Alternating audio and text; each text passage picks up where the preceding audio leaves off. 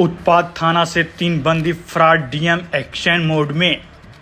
DM ने किया उत्पाद थाना का निरीक्षण, कहा दोषी पर होगी हर हाल में कार्रवाई। उत्पाद थाना की हाजत से 3 बंदी मंगलवार की देर रात दरवाजा का रॉड काटकर फरार हो गया है। 3 बंदी में एक बंदी को उत्पाद पुलिस ने फिर से गिरफ्तार किया है, लेकिन वह जहर खा लिया है। उत्पाद पुलिस ने त्वरित कार्रवाई करते हुए उसे निजी क्लिनिक में भर्ती कराकर इलाज कराया।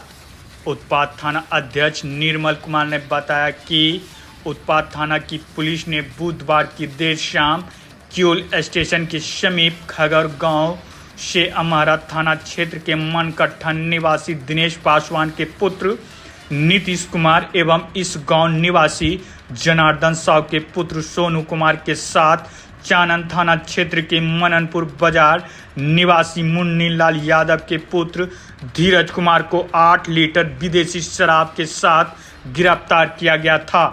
उक्त तीनों की देर रात को फरार होने पर कामयाब रहा।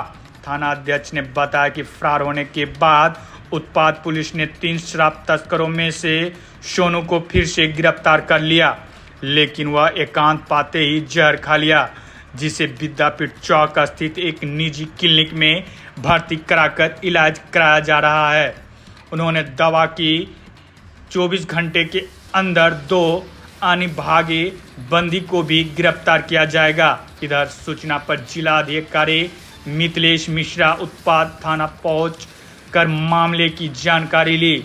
इस दौरान उन्होंने पत्रकार को संबोधित करते हुए कहा कि मुलाकात के दौरान बंदी को ब्लड उपलब्ध कराया गया, जिसे वह हाजत को रड काटकर फरार हो गया। उन्होंने कहा कि उत्पाद थाना में जेल जैसी सुरक्षा नहीं होती है, इसका फायदा उठाकर बंदी फरार हुए हैं। बाथरूम की और कोई सुरक्षा उपलब्ध नहीं है। इस तरह की घटना की पुनरावृत्ति नहीं हो सके, इसलिए सिक्योरिटी ऑडिट किया जाएगा। उन्होंने कहा कि लापरवाही करने वाले उत्पाद कर्मियों को चिन्हित कर उन्हें दंडित की कार्रवाई की जाएगी। देखिए, सुरक्षात्मक चूक इसमें हुई है। जो जेल की थाना की जो डिज़ाइन है वो हमने देखा है कि जो हाजत का बाथरूम है वो सबसे पीछे है और उसके पीछे कोई सुरक्षा की व्यवस्था नहीं है और लोहे का जो ग्रिल है उसको काटा गया है। जेल जैसी सिक्योरिटी तो हम लोग यहाँ पे नहीं रखते हैं, लेकिन फिर भी जो अपराधी थे उनको गिरफ्तार किया गया था उत्पाद थाने द्वारा और वो गिरफ्तारी में कस्टडी से भागने का उन्होंने प्रयास किया है। 3 में से एक व्यक्ति वापस फिर पकड़ा गया है। 2 व्यक्तियों के ऊपर दबिश दी जा रही है। आशा करता हूँ कि शाम तक उन दोनों व्यक्ति को भी पकड़ लिया जाएगा।